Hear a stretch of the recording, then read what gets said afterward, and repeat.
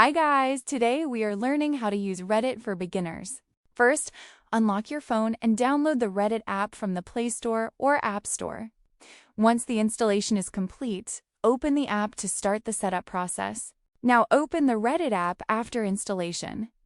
If you are a new user, tap on Sign Up and create your account by entering the required details. Once your account is created, you will be taken to the main Reddit interface. After login, you will see the main screen just like a feed. Here you can scroll and see different posts from various communities. This is the main place where all Reddit content appears. Now you can explore different communities or subreddits. Tap on any community you like and press the join button to follow it. You can also follow pages based on your interests like tech, games, or education.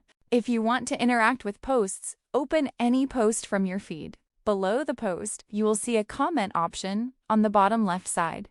Tap it, and you can easily write your comment and join discussions. And that's how you can use Reddit as a beginner step by step. You can explore communities, read posts, and even share your thoughts through comments easily. If this tutorial helped you, make sure to subscribe and comment for more beginner-friendly guides.